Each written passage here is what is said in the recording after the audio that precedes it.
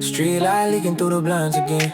Silver lines across the edge of my bed. The room is breathing in a quieter way tonight. No buzzing echoes, no blue white flash. Just a ceiling fan turning slow like old vinyl. I let the screen fade into black. Face down on the wooden floor like a conversation that finally learned when it.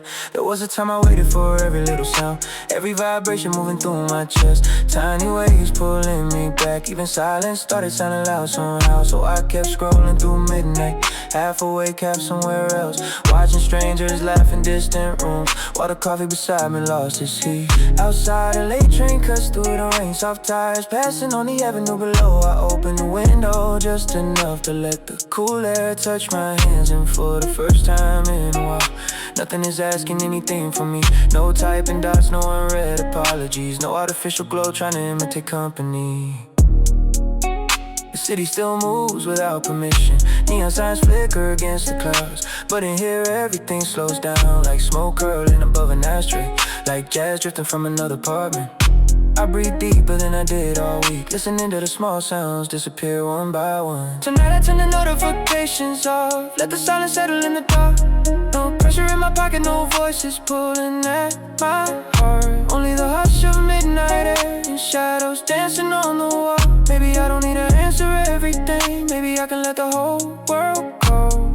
Tonight I turn the notifications off and the room became a different place. A little lonely, a little peaceful, like rain running down the window pane. If you were looking for me tonight, I was somewhere between sleep and dawn, learning how quiet can sound beautiful when everything unnecessary is gone. The clock moves past 2 in the morning, slow numbers glowing beside the bed.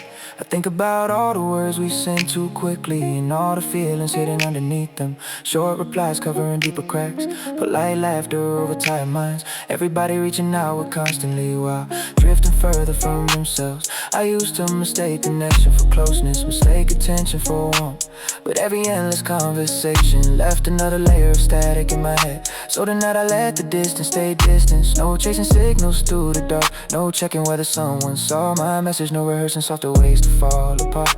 The air smells faintly of detergent and rain, fresh laundry hanging near the door. A half-read book resting open like it trusts I'll come back soon. Music plays low from an old speaker, bassline soft as passing headlights, and I sit there without needing more, without trying to fill every empty corner. Maybe healing sounds less dramatic than people think.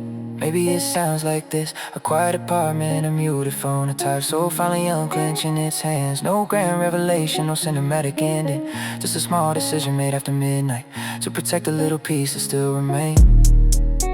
And somewhere beyond this room, messages continue crossing the city, tiny lights blinking through sleepless buildings, but I let them drift past like distant traffic, because the night belongs to slower things. The hum of the refrigerator, the rhythm of rainwater from the balcony, the comfort of not being immediately reachable. Tonight I turn the notifications off, let the silence settle in the dark. No pressure in my pocket, no voices pulling at my heart. Only the hush of midnight air and shadows dancing on the wall. Maybe I don't need to answer everything, maybe I can let the whole world call.